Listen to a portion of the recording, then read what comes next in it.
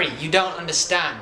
In times like these, the fragility of the Union is great, and the states do not respect the authority of central rule. Lord Maryland confides in compact theory and fears not the central government. Powers of the Union, eh? Neville, are you mad? We just had a bloody revolution. You think that the government is strong? Neville, the order is at its weakest. Do you think that the state that must not be named is oblivious to that? Oh, just say it, Ron. Call him Maryland. Guys, we can't live in fear. That's what he wants. We can't fear each other. Fear him. If we live in fear, the states will take over the Union. Not long ago, I got this scar on my head when he taxed my bank. I cannot live in fear. The scar is a reminder that I will one day find him and sue him. Just as evil never trumps good, the states will never trump the federal government. Harry is right. We cannot fear him. We must be brave, just as Washington and our forefathers were brave. Only then can we show Lord Maryland that the most powerful weapon is unity, and not individual rights of states. A state must put its interests behind itself in order to form a more perfect union, establish justice, and ensure domestic tranquility. Well, that's great, guys, but what do we do now? Maryland still has just as valid of an argument. Strict interpretation is still very much alive, and compact theorists are foes to be reckoned with. Harry, you need to go see Chief Justice Dumbledore Marshall. As long as he's around, you can't be touched.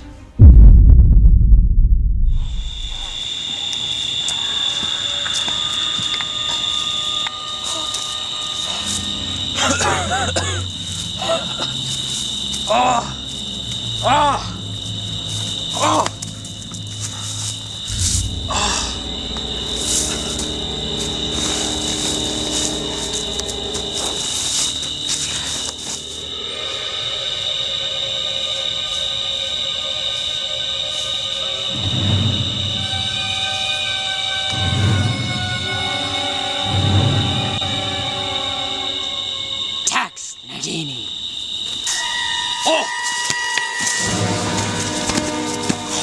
Stupefied! Harry McCulloch, the boy who evaded taxes.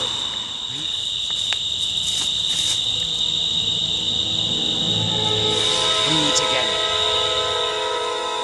18 years it's been since we got rid of the last Federalists abusing state powers.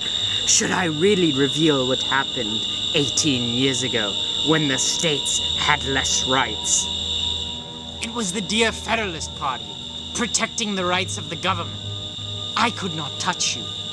But after the Federalist Party collapsed, the states regained their sovereign rights. I can touch you now.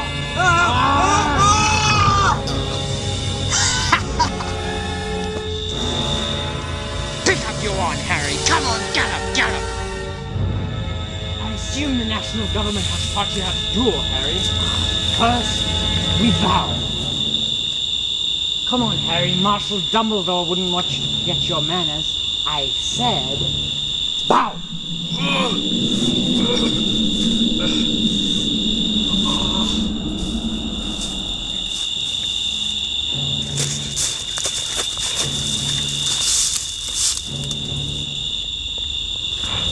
Don't you turn your back on me, McCulloch. I need to tax you.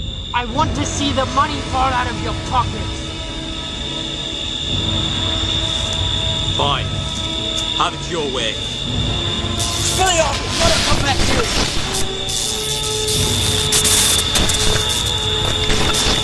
Stop! Stop! This fighting has gone on long enough!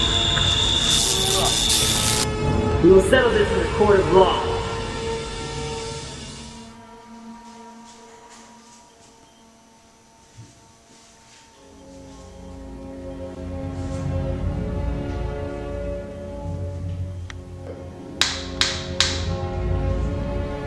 I hereby call to order the case of McCulloch versus Lord Maryland. In 1816, the defendant was given a charter to establish the Bank of America. The plaintiff, however, began to impose taxes upon this bank and terrorize it, leaving the defendant with a scar upon his forehead. We are here to discuss this conflict and to establish the rights of the Union of Hogwarts. Furthermore, this case is proven... here to make my opening statement. Good evening, my countrymen. I come here to discuss a very important issue. The issue of the Second National Bank of the United States. I speak not on the behalf of the Federalist Party, the Anti-Federalist Party, or any such factions. I come here to represent the United States of America in hope to set a precedent for the future generations of this country. My opponent here would have you to believe that he and people like him have sole authority to impose taxes on banks.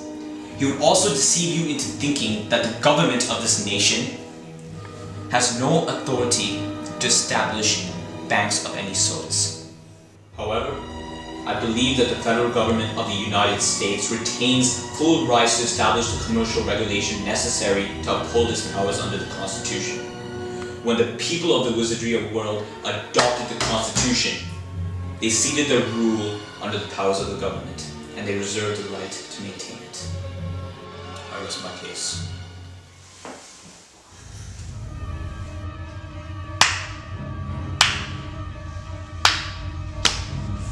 Comedic relief is the best way to open any court case. McCulloch?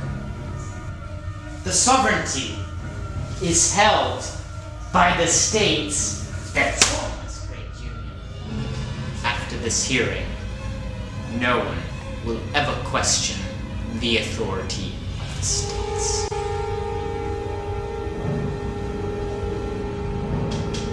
Dumbledore Marshall, permission to interrogate the defendant. Granted.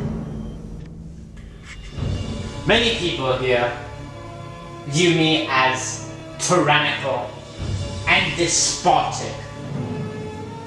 But all of you are hypocrites. The federal government is the true source of tyranny, abusing the rights of the states. For the Constitution is an agent of our powers. Thus, how can the states be subservient to the national government? This is tyranny. It's not true. It is. It's not true. McCulloch, your logic is flawed. That's not true. It is. We need a strong, stable currency. We need a strong government. We need a unified country. Enough of the revolution. Enough of all this disgusting business. The states should never be subservient to the national government. We, as men, yearn for freedom. That's what we fought this revolution for. That's what we're done with. Silence! I will have order in this courtroom.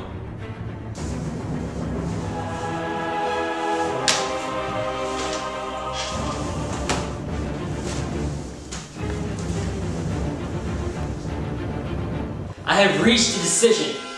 I rule in favor of McCulloch.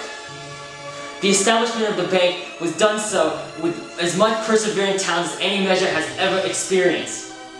The people ratified the Constitution, which gives them ultimate sovereignty, not the states. Although there is no clause specifically detailing the establishment of a bank, we must know that it is a Constitution we are expounding. I know you think that it is okay, it is constitutional to tax a bank. However, the states have no right to impede upon the rule of the central government. This is preposterous. If you think this is over and the states will give up, then you are truly not intact with the nature of man. We will not give up. And if you think that this problem will not affect the Union, it will for centuries to come.